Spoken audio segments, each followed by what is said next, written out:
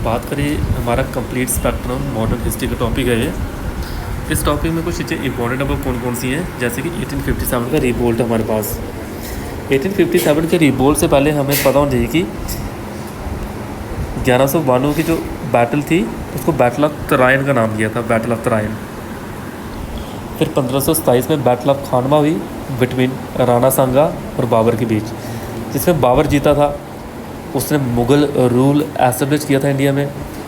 23 जून 1757 में battle of Plassey हुई। इस बैटल ऑफ प्लासी में कौन था? नवाब ऑफ सिराजुद्दौला। इसको ये हारा था किससे? Robert Clive. रॉबर्ट क्लाइव था first governor general in India. अभी जो नवाब ऑफ सिराजुद्दौला हारा था मीर कासिम की वजह से हारा था, उसने धोखा दिया था।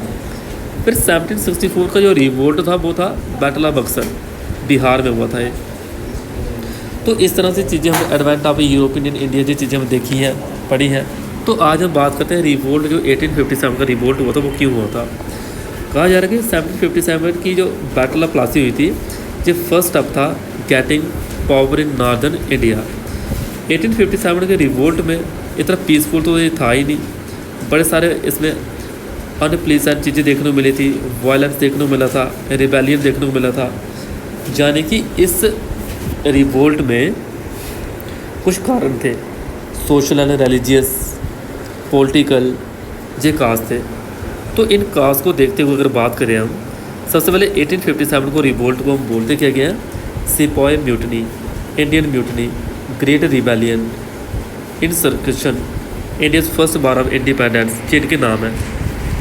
तो इसके काज कौन कौन से हैं? जनरल काज है। जनरल काज की बात करें, विलियम बेंटिक जो फर्स्ट गवर्नर जनरल थे 1833 में, इनके द्वारा इंग्लिश लैंग्वेज को इम्प्लीमेंट किया गया था। इंग्लिश लैंग्वेज को जो सपोर्टर थे उनका नाम था एंग्लिसिस्ट, ANGLE, एंग्लिसिस्ट। फिर आपको राजा राममोहन राय, इनके द्वारा ब्रह्म समाज की स्थापना देखने को मिली, जिसको हम मॉडर्न मैन ऑफ इंडिया भी कहते हैं। मॉडर्न मैन ऑफ इंडिया जो कौन सी बुक में कहा है? नेहरू जी ने कहा था अपनी बुक में।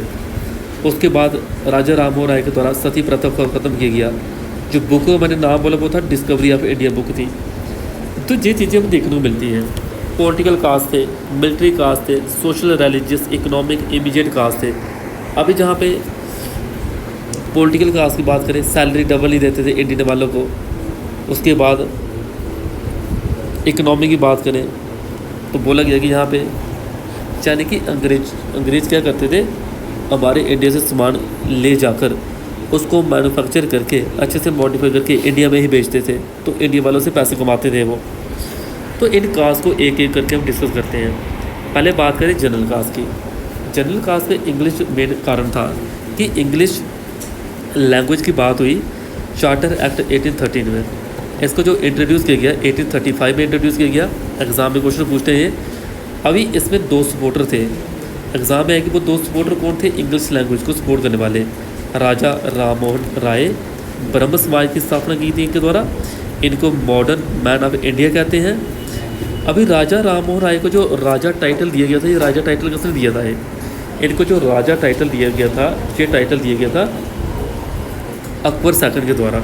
अकबर सेकंड के द्वारा राजा टाइटल दिया गया था ये। अकबर सेकंड द्वितीय बोलते हैं इसको। तो बाकी इनको मॉडर्न मैन ऑफ इंडिया बोला था डिस्कवरी ऑफ इंडिया बुक में नेहरू जी के द्वारा। तो ये चीज़ें देखने को मिली हमें। हम आपसे कोई पूछे फादर ऑफ इंग्लिश एजुकेशन किसको बोलते हैं? लॉर्ड मैकॉले को बोलते हैं। लॉर्ड मैकॉले को बोलते हैं English education, father of English education. 1 lakh रुपये खर्च करने की बात की गई थी इंग्लिश एजुकेशन के ऊपर। 1 lakh would be spend for English education per year. तो ये सारी चीज़ें वहाँ से हमारे पास आ रही हैं। और बात करें सती सिस्टम की, बात करें जनरल कास्ट में सती सिस्टम को एबॉलिश किया गया लॉर्ड विलियम बेंटिक के द्वारा। एग्ज़ाम में आए सती सिस्टम कब ख़त्म किया गया? 1829 में ख़त्म किया गया। उसके बाद किसके द्वारा ख़त्म किया गया? लॉर्ड विलियम बेंटिक जो फर्स्ट गवर्नर जनरल थे 1833 के एक्ट में। उसके बाद लॉर्ड डलहौजी ने लीगलाइज किया था विडो रीमैरी एक्ट 1856 में, यानी कि जिसकी एक बार डेथ हो जाएगी वो दोबारा भी शादी कर सकता है।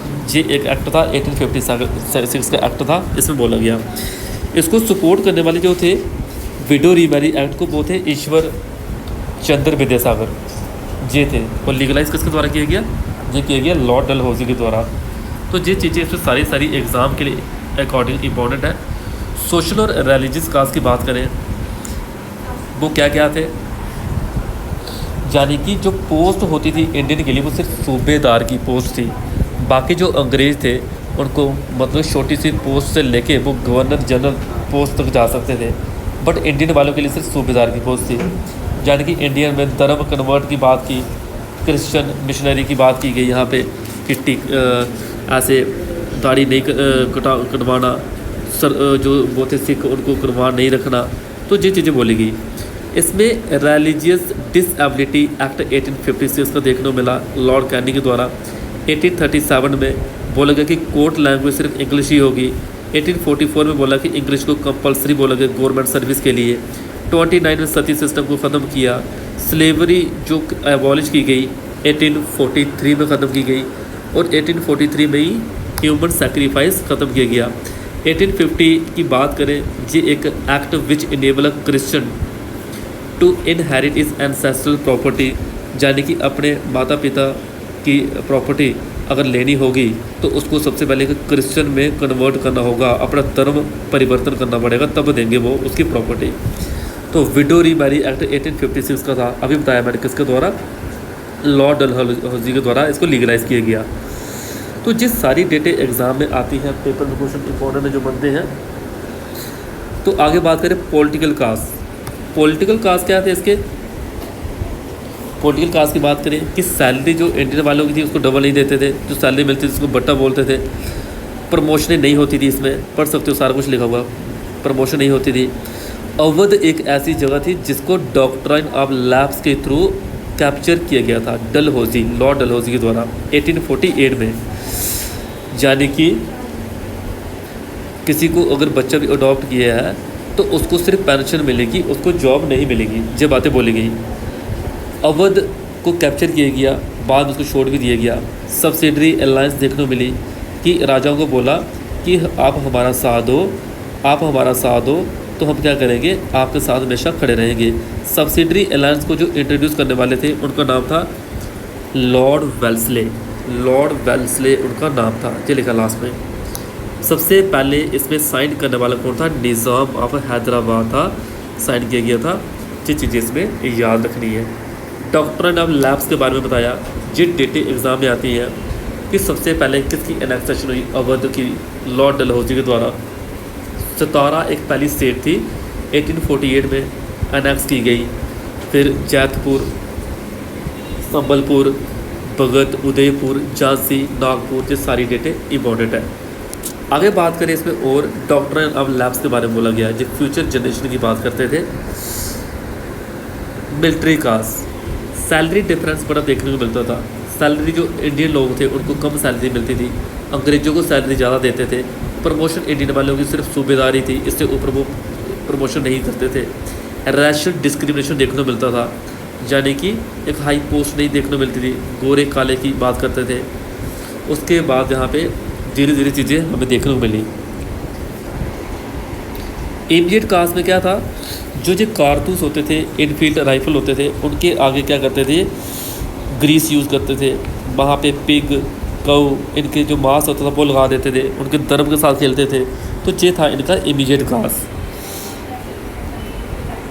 ऐसे करते थे क्योंकि उनको मुंह से खोल के जो चलाना पड़ती थी, तो वहाँ पे जो चीज़ें लगाई गई होती थी।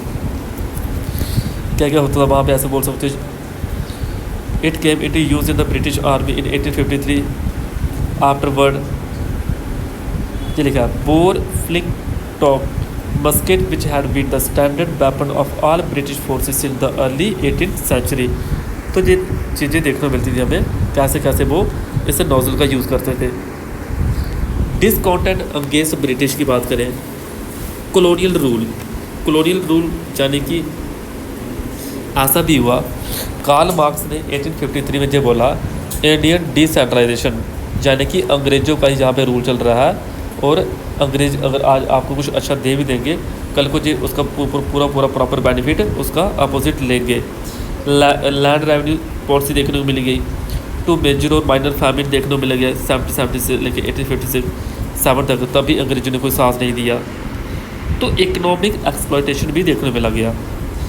मनी लैंडर की बात करें, देखो कार्ल मार्क्स ने 1853 में ये कहा कॉटन के बारे में कि अगर ये कॉटन इंडिया से लेके भी जाएंगे तो तब भी क्या करेंगे, वापस उसी कॉटन का फर्दर वो अच्छी तरह से मैन्युफैक्चर करके इंडियन वालों को ही बेचेंगे और इंडिया से अच्छा पैसा कमा के वो बाहर लेके जाएंगे। तो जी क्या करते थे, उसमें टैक्स इकट्ठा करते थे। जब टैक्स इकट्ठा करते थे वो टैक्स आपको 3 तरह का देखने को मिलता था। वो कौन कौन देखने को मिलता था, जमींदारी सिस्टम, रियायतबाड़ी सिस्टम, महलबाड़ी सिस्टम। जमींदारी सिस्टम पेपर में अगर क्वेश्चन है तो इसका 1793 में लाया गया। इसको permanent settlement of the Bengal भी बोलते थे।